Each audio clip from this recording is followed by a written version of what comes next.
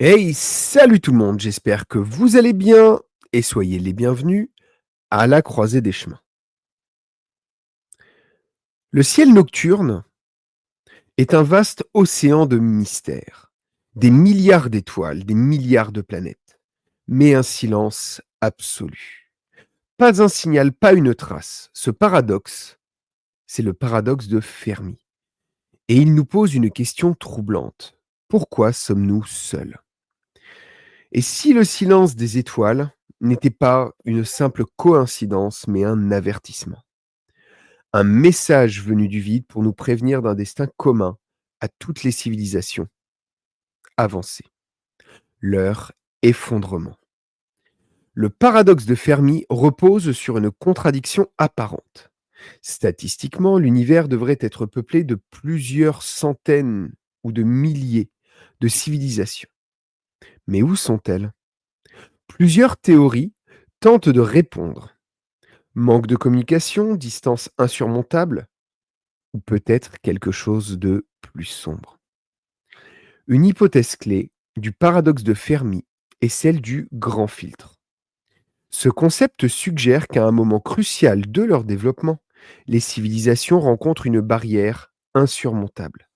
Une barrière qui explique pourquoi elles ne laissent aucune trace et pourquoi elles ne nous contactent jamais. Et si l'humanité se rapprochait de son propre grand filtre? L'effondrement écologique, les pandémies, la surconsommation des ressources, tous ces signaux d'alarme pourraient être les premiers signes d'une trajectoire fatale. Des civilisations extraterrestres ont-elles suivi ce même chemin? Ont-elles détruit leur environnement, épuisé leurs ressources avant de s'éteindre? Le silence des étoiles pourrait être une prophétie. Survivre à ce filtre est une exception, pas la norme. Le silence cosmique ne signifie pas que tout est perdu. Il pourrait être un rappel brutal. Nous avons encore le choix. Comprendre le grand filtre, c'est aussi réfléchir à ce que nous devons changer ici et maintenant pour éviter l'effondrement. Et si le silence des étoiles n'était pas seulement une énigme scientifique, mais un défi existentiel? L'avenir de l'humanité dépend de la manière dont nous écouterons ce silence et de ce que nous choisirons d'en faire. Je sais, c'est une approche peu conventionnelle par rapport à mes vidéos habituelles, mais le saviez-vous? La croisée des chemins, l'endroit où je vis, que j'ai créé, qui est mon lieu d'autonomie, mais qui est également mon lieu professionnel, c'est un petit camping à la ferme où on a la chance, lorsque le ciel est dégagé, étant donné que nous avons une toute petite pollution visuelle et encore très très peu, eh bien nous avons la chance de voir la Voie lactée. Et croyez-moi, les ciels étoilés chez nous, c'est quelque chose. Et moi, ça me passionne. Je vous cache pas que j'y connais pas grand-chose. J'aime bien écouter des vulgarisateurs sur le sujet. Le texte que vous venez d'entendre, je l'ai écrit en m'inspirant de vidéos que j'ai vues sur, Astronogeek et d'autres chaînes, mais je cite celle-ci parce que c'est celle que je préfère. Et cette question du paradoxe de Fermi et surtout du grand filtre, ça a toujours été, depuis que je m'intéresse à l'effondrement, une source de questionnement, une source de d'inspiration pour moi. Pourquoi n'avons-nous pas rencontré de civilisation avancées? Peut-être tout simplement parce que, comme nous, ils ont été confrontés à un moment clé de leur histoire où l'objectif était de partir dans les étoiles, de coloniser d'autres planètes. Eh bien, ils se sont heurtés à des limites planétaires, comme nous sommes en train de le faire. Il n'est pas impossible que nous approchions effectivement de ce grand filtre.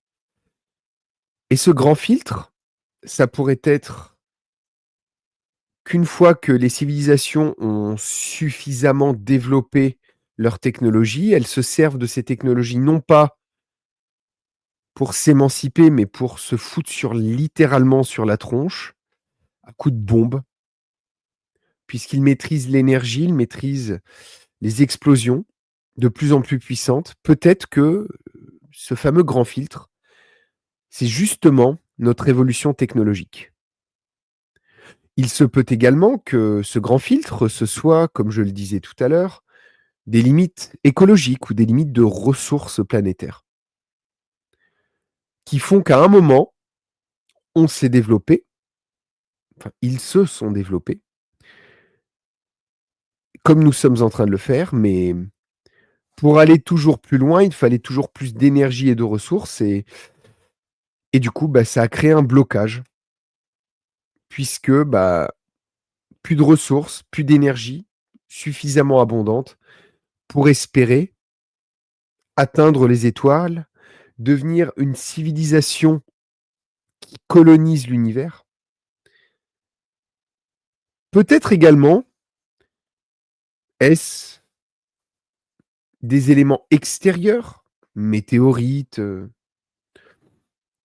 je ne sais pas, maladies, à un moment, peut-être qu'un élément extérieur, exogène ou endogène, mais en tout cas, qui n'était pas du tout attendu ou même développé par le développement des civilisations, peut-être est-ce ça qui a été une barrière.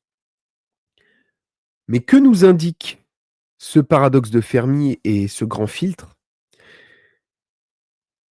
C'est que malgré la forte probabilité qu'il y ait des civilisations qui soient là depuis plusieurs millions d'années de plus que nous et qu'elles n'aient pas réussi à atteindre les étoiles et à nous contacter ou que nous n'avons même pas capté un signal, rien du tout, peut-être est-ce le signe que c'est impossible?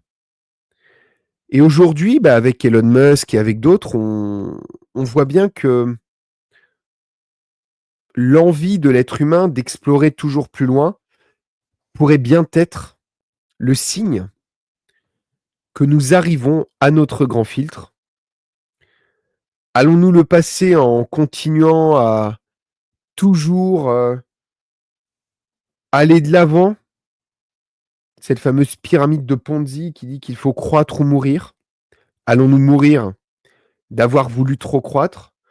Ou aurons-nous l'intelligence de revenir à quelque chose de plus léger, plus simple, certes qui ne nous emmènera pas dans les étoiles, mais qui nous permettra non seulement de survivre et pourquoi pas, d'envisager un avenir plus radieux, bien plus qu'il ne l'est maintenant, mais différemment de ce qu'on nous a vendu depuis que nous sommes enfants. Ça fait longtemps qu'on nous vend, les machines, vont nous émanciper, ça fait longtemps qu'on nous vend, que l'avenir de l'homme est dans les étoiles, dans l'espace. Et si on commençait à réfléchir différemment et qu'on trouvait un réel bonheur, non pas dans ce qui nous attend à l'avenir, mais dans les choses simples que nous avons déjà. Le bonheur d'être au coin du feu, la joie de voir ses enfants grandir et s'épanouir, le plaisir gustatif de bons produits qu'on a fait pousser, ou tout simplement le bonheur passif d'observer les étoiles en se disant que plutôt que d'essayer de les atteindre, pourquoi ne pas laisser simplement juste notre imaginaire aller vers ces étoiles? Le bonheur, c'est peut-être ça, c'est peut-être pas d'aller dans les étoiles, d'aller toujours plus loin. Et si on ralentissait avant d'atteindre notre grand filtre? Portez-vous bien et à très bientôt à la croisée des chemins. Salut tout le monde.